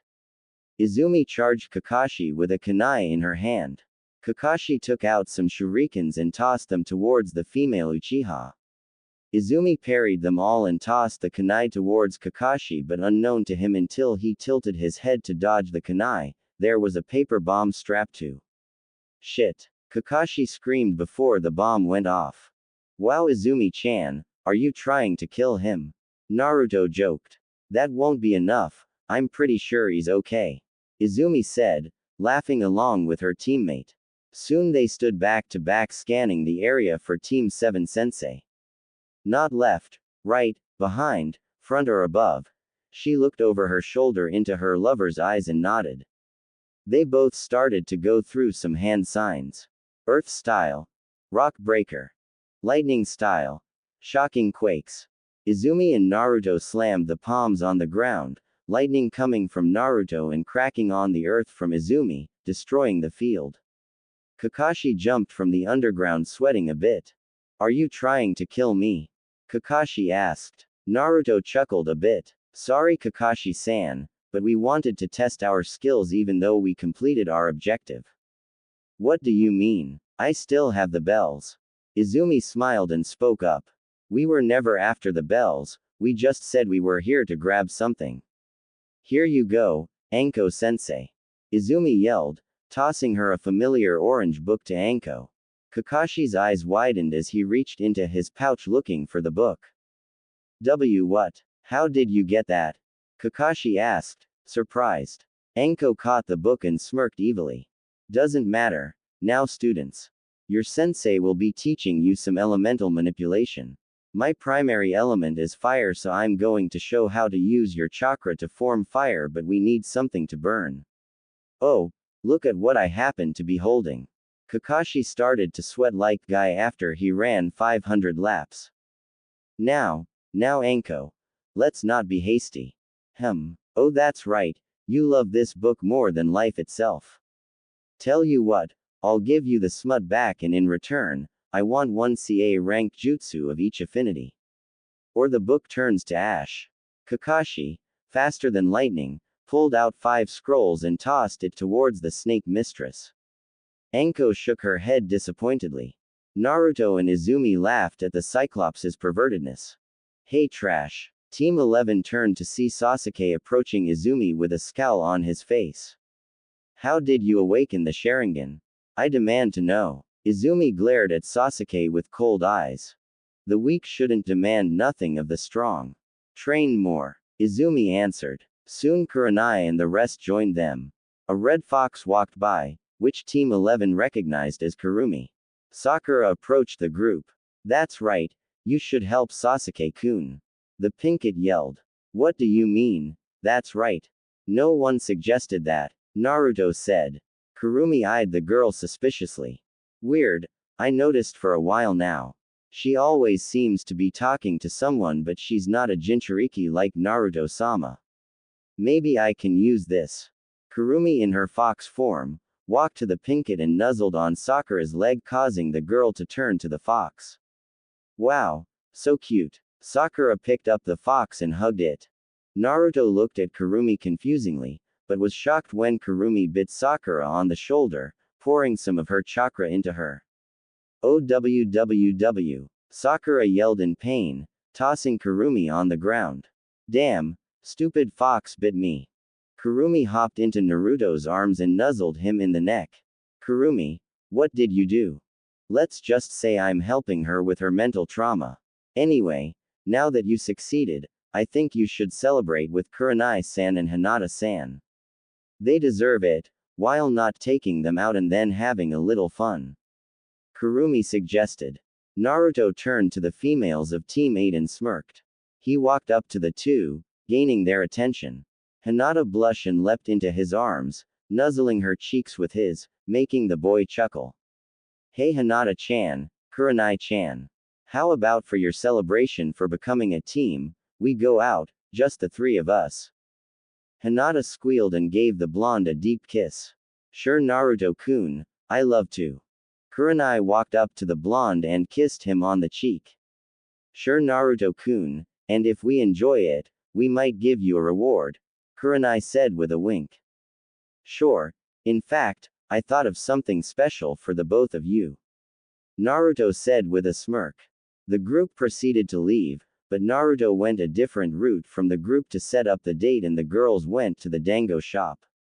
Sakura was happy and was about to ask Sasuke on a date when she felt woozy. Later that night, Kurenai and Hinata were dressed in a red and lavender kimono where it hung off their shoulders. Anko gave them instructions from Naruto to meet on the Hokage monument at midnight. Usually the two kunoichi would be cold, but thanks to their Hanyu blood, they were rarely bothered by the cold. Nonetheless, they wanted to dress up for their favorite blonde. But the question that plagued their mind was why he had them wearing a bikini under it. When they arrived at the top of the Yondaime head, they were surprised and smiled a bit with a blush on their face. Hinata's bigger than her sensei's. Kurenai put a finger on lips, smirking. So this is what you had planned. I must say I'm impressed. What can I say? I'm an unpredictable shinobi. Naruto said, standing next to a Kage Bunshin, both wearing a waiter outfit, with his hair combed back and standing next to two massage tables. Behind him was a stand with oil and lotion on it with some candles. Now if you beautiful ladies would please take a table, my mistresses. Kurenai blushed with a smirk, while Hinata tried to suppress a nosebleed at seeing Naruto in a tux. Naruto and his clone lead the girls to a table as they take off their kimono. The girls were wearing a two-piece bikini, but Hinata's was lavender and Kurenai's were a crimson red. When they laid down, Naruto started to pour oil on them, sending a warm sensation down their spine. As Naruto and his clone straddle the girls and rubbed them down their back, Kurenai smirked.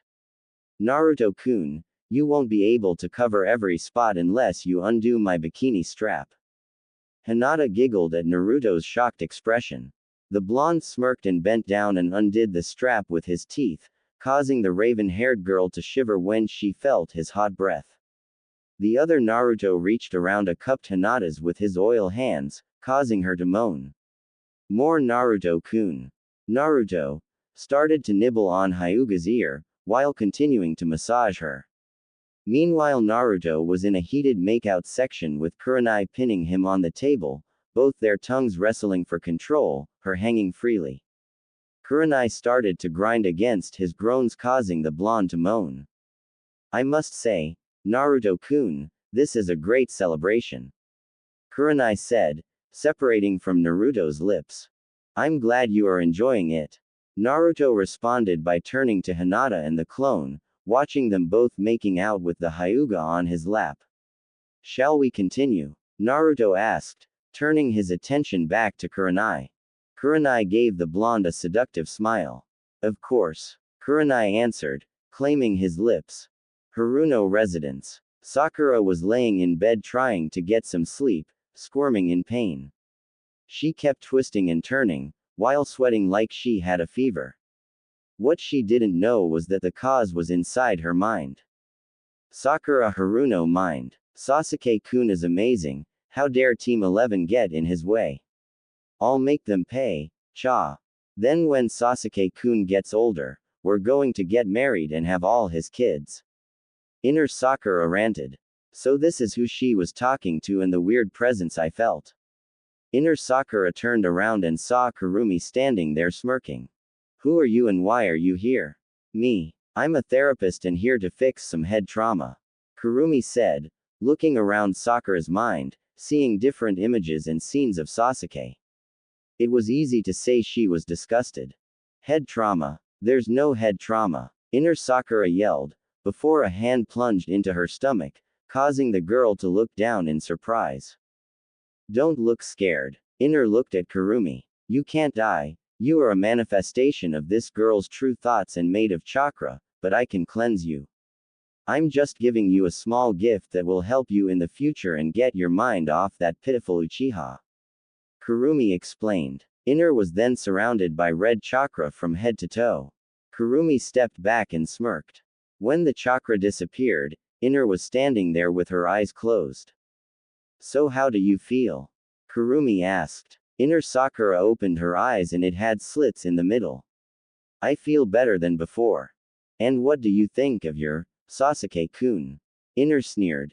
The Uchiha, he's just an who treat us bad because of his name. Besides, who needs him when we have Naruto-kun? As Inner said that, the images and scenes of Sasuke began to crumble. Good to hear. Now do your best to get your outer self to accept you, but make sure she sees how disgusting her crush is and how amazing Naruto-sama is. You are a cute girl with a lot of potential and I hate to see you waste it.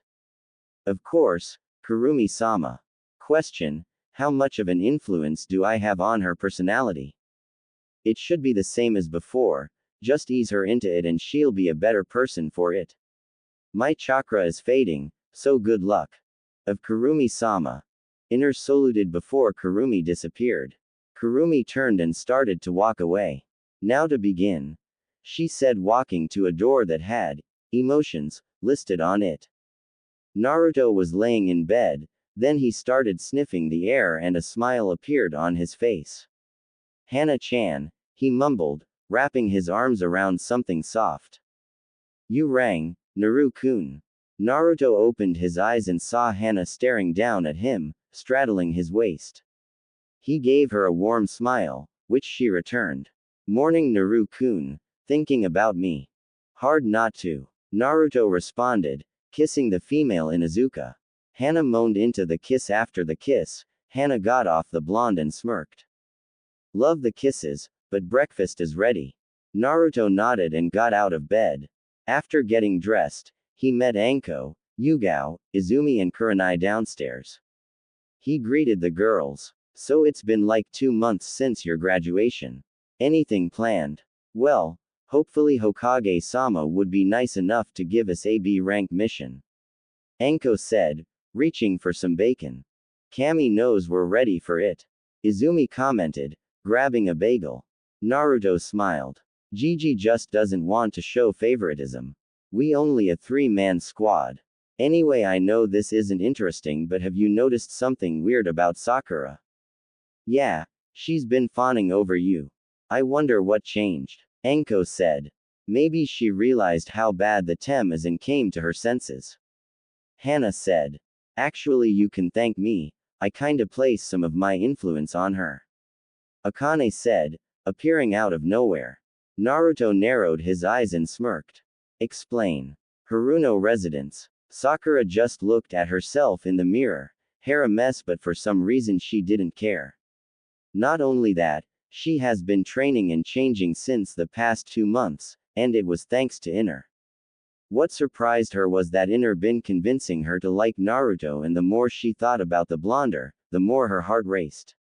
She remembered when it started.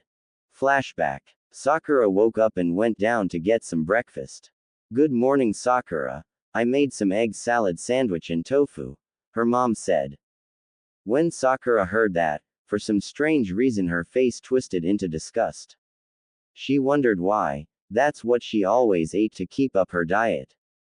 Actually, can you make me a meat and cheese omelet with some grits on the side? 2 servings please. Mebuki looked at her daughter strangely.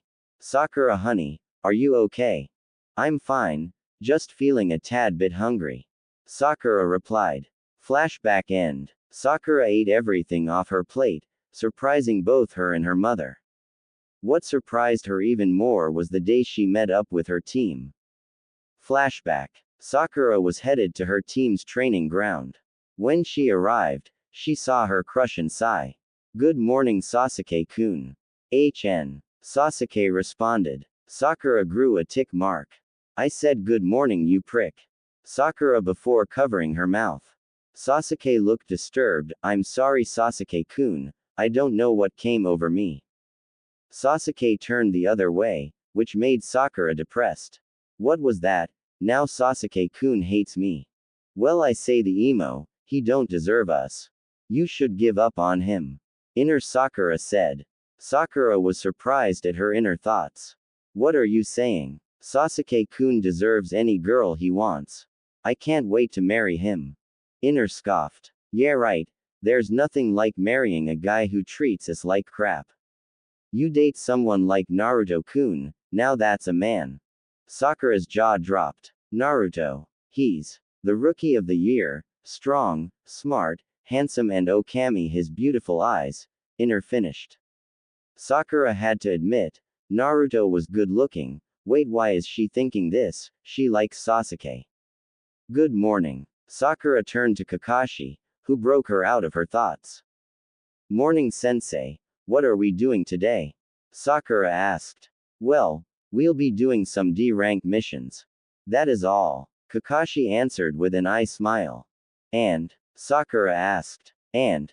That's it. Kakashi answered. What? Are you kidding me? Sakura yelled, startling her team. Are we actually going to train me, or am I going to stay this week forever? Aren't you a sensei? When are you going to teach us anything? Sakura covered her mouth and ran away, leaving a shocked Kakashi, a gaping Sasuke, and uncaring Sai. Flashback end. Hinner, what's going on with you? Sakura asked herself. I'm waking you up, now get some breakfast. If we are going to impress Naruto-kun and finally we can develop a killer body. Inner Sakura said.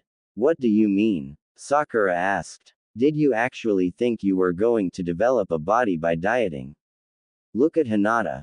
She has C cups and she's the same age as us, she's still developing. And do you know what she eats more than anything? No. What? Cinnamon buns and ramen. The only reason she's not fat is because she trains. This thin body of ours is going to get us killed.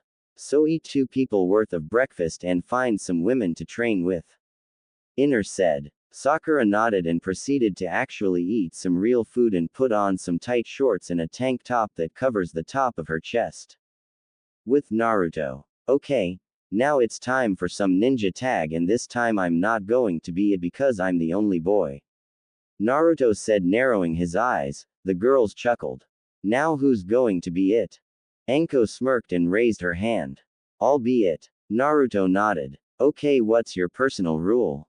Anko touched her chin and thought about it. When Naruto was it, he made a rule where he could use 3 cage bunchins but the girls could use weapons. How about this? If you are caught, I get to use a clone. The clone numbers go up for each person caught. But you can rescue the person who is caught as long as you give them a kiss. I'll take you to the cage mountain if you are caught. The girls blushed at that but accepted the rules. And instead of the forest of death, we are going to run around the village. Alright, you have 30 seconds starting now. Sakura was jogging around the village, trying to build up her stamina. After Inner's weird personality change, she realized how weak her body was. She was so focused on Sasuke that she let her get dragged down. After Inner constant yelling, she decided to train seriously. Currently, she was jogging through the village at a steady pace. To be honest, I thought you would pass out by now. Inner commented. You know, you've been insulting me a lot lately.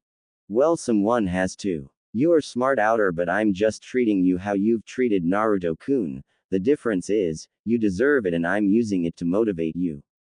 You were just a bitch. Inner said.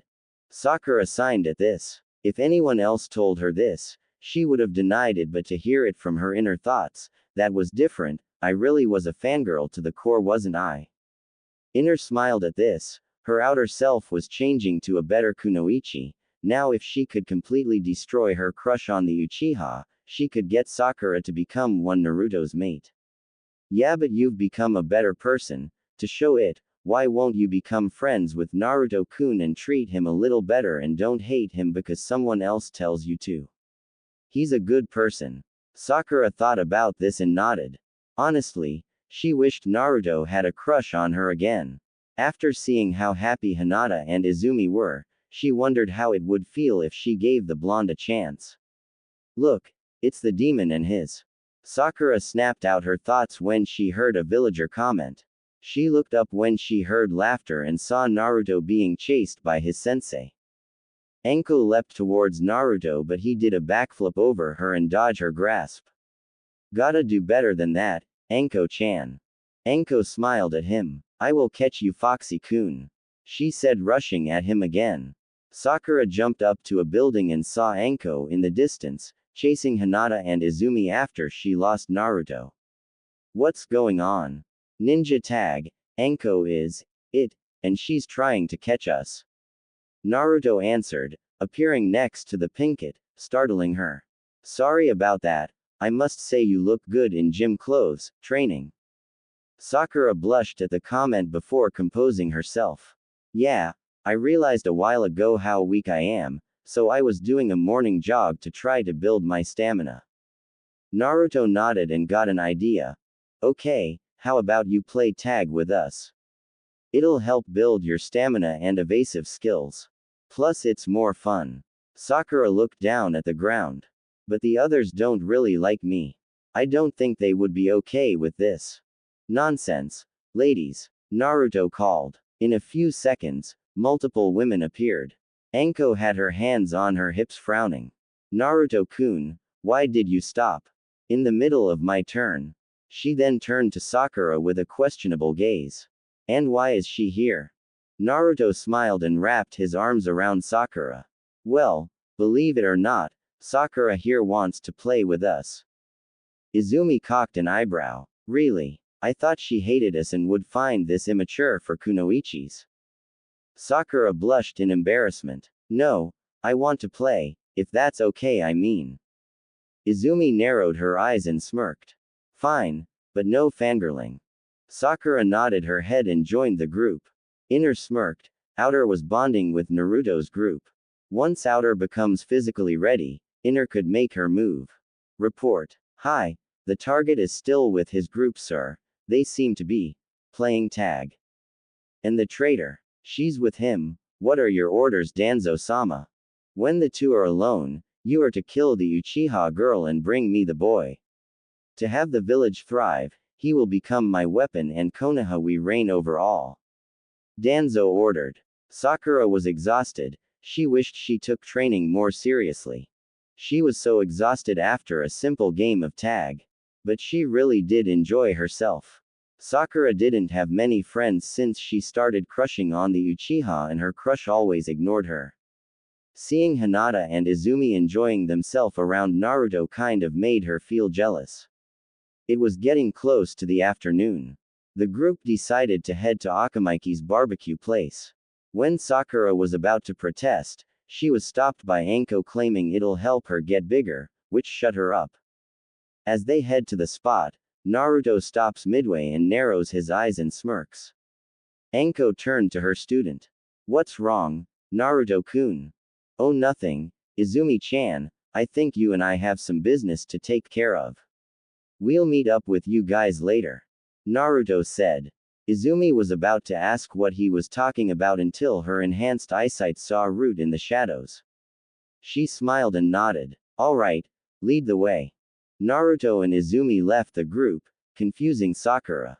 Where are they going? Yugao smiled and proceeded to the restaurant. Izumi have a bad history and they're dealing with the root of it. Naruto and Izumi were jumping through the forest of death, with their followers behind them.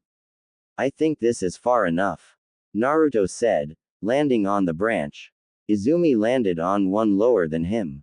Come on out you bastards. Izumi yelled. 10 root Anbu appeared around the two Hanyu. Izumi Uchiha, you are to be disposed of for being a traitor to the cause. Naruto Uzumaki, you are to come with us and be properly trained. You have no say in the matter, one of them said. Naruto cocked an eyebrow confusingly. Excuse me for being rude and arrogant, but the weak don't command the strong. So in reality, you have no say in the matter. Naruto said, stretching out his hand. A broadsword with a onyx edge on one side and a gold edge on the other, with a wing-shaped guard appeared in his hand. Flashback. Kurumi just handed the group their own keyblade. Naruto was inspecting his, he had to admit it looked cool. Now those weapons are a connection to you, it will evolve as you bond with it. Think of it as a sleep state, it will transform to its true form once you bond is. Kurumi was interrupted when Naruto's keyblade lit up and transformed into a broadsword. This is pretty cool. Naruto commented. Kurumi's jaw was hanging. But how? You just got that blade? Kurumi asked. I don't know, Kayasakuen just spoke to me. Naruto answered. Kayasakuen? Yugao asked. Naruto lifted his sword and smiled. Her name, the sword, is called Kayasakuen, Chaos Queen. Kurumi chuckled lightly, shaking her head. I shouldn't expect anything less from Naruto-sama. She paused again when Anko's blade started to glow, revealing her new weapon. Not telling. You too? Kurumi asked in disbelief. Anko held her weapon and smirked. I think she likes me. Yugao stared at Anko's new weapon and smirked. In a weird sadistic way, I think it fits you. Everyone looked at the weapon and agreed. Flashback ends. Izumi saw Naruto's weapon and pouted. Naruto-kun, let me fight. Maybe my Keyblade will evolve. Izumi said, summoning her Oblivion Keyblade. Naruto chuckled and his sword disappeared. Fine, I'll just spar with Anko-chan later. Naruto said, leaning against the tree. Fine, we were supposed to eliminate you anyways, the Root said, pulling out a Tonto. Izumi smiled and disappeared. The Anbu was confused, until Izumi appeared behind him and impaled him through the chest with a menacing grin on her face. She took the Keyblade out from his chest and turned to the other 9. Izumi said, charging the others. One Root charged forward and did a vertical slash, but Izumi flipped over him and decapitated him. 8. This time two charged forward, one went for a horizontal slash but Izumi grabbed his wrist. The other tried to use the opening to stab the Uchiha but he got his waist cut off. 7. Izumi flipped the Anbu she grabbed on his back and stabbed him through the head. 6. Naruto was impressed and turned on. Izumi was low Jonin in Root and becoming a Hanyu increased her strength. The best part was that she wasn't using her Sharingan. Izumi looked at the rest of the Root in boredom. Soon more Izumis started to appear, and they charged the rest of the Root Anbu. Naruto watches as Izumi relentlessly cuts down the Anbu one by one. She looked like a true demon. After Izumi was done cutting down the Anbu, she turned to Naruto and jumped him, smashing her lips on top of Naruto's. Her bloodlust turned lust and she was pent up.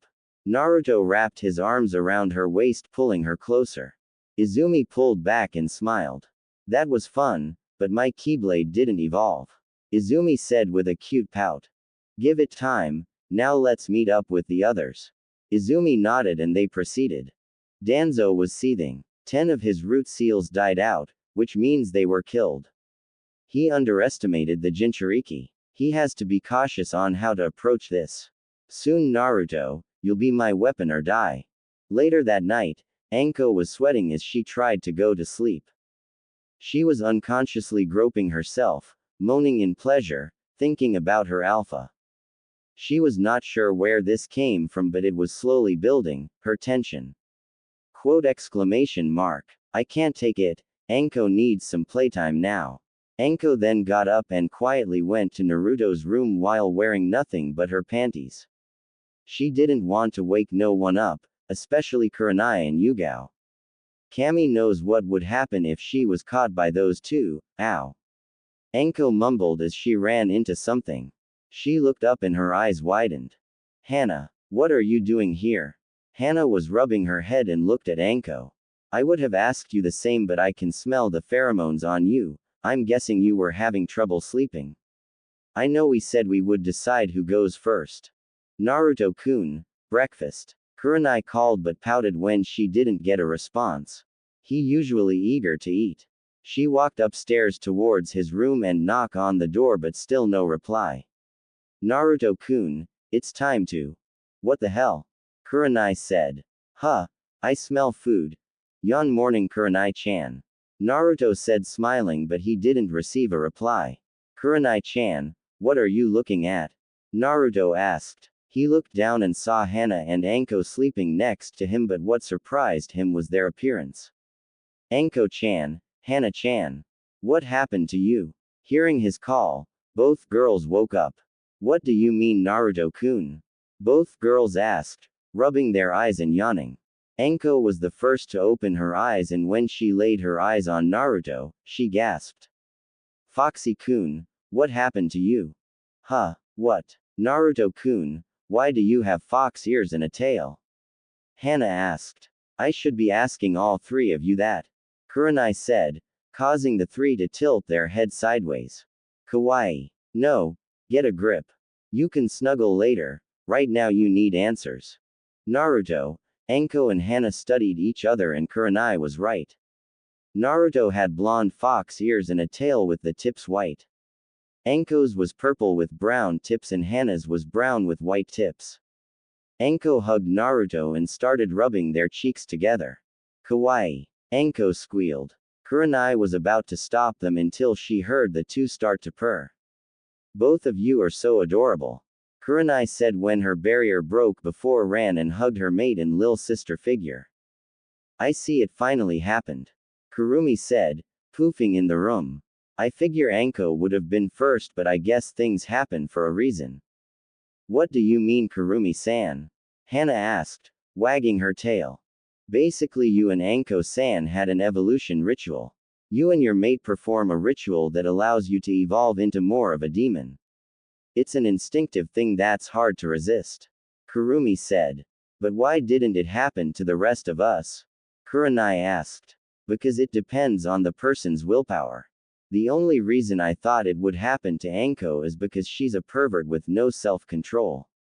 Oi. Kurumi ignored Anko and continued. But since Hana is an Inuzuka, I guess it makes sense. So going by your logic, the next person would either be Sum-san or. Kurenai paused. Hinata-san. Kurumi finished. Hinata was probably the one with the weakest will among the group. Is it possible to share my time with her? Kurenai asked. You can't force it but knowing how you consider her a sister. I believe your instincts to guide her will activate now you are aware. Kurumi said, making Kurenai feel relieved. Excuse me, Naruto-sama. The Hokage would like you. What happened here? Yugao appeared in her Anbu suit. Kurumi sighed. I'll explain it to you later. Now continue on with what you were saying. Right, Naruto-sama, the Hokage would like you in his office. Yugao said, still staring at Naruto while resisting the urge to glomp him. Well, I can't go like this. Naruto said as he was being rugged by Kurenai and Anko. Don't worry about it, just think about pulling your tail and ears in your body. You can release them anytime you want. Also I'll explain the difference in your abilities when you get back. Kurumi explained. Naruto nodded and closed his eyes. As Kurumi said, his tail was pulled in and ears disappeared. Sweet. Alright I guess I should go. Naruto said before giving Kurenai a kiss. When he was about to walk by Yugao, he took off her mask and gave her a passionate kiss, causing her legs to feel weak. He pulled away and smirked. You know you're not supposed to leave the house before giving everyone some love. Yugao blushed. I'm sorry Naruto-sama. What about us? Hana asked. You and Anko-chan got some love last night. Naruto said before leaving to get dressed. Yugao's eyes widened and turned to her sister wives. Haha, we can explain. Hana said nervously. After getting dressed, Naruto arrived at the office and proceeded in. When he walked in, there was a beautiful raven-haired girl with green eyes in the office. Hey Gigi, you called for me. Hiruzen looked up from the scroll. Yes, you see this girl here. Her name is Shizuka and she's, well, is your fiancé.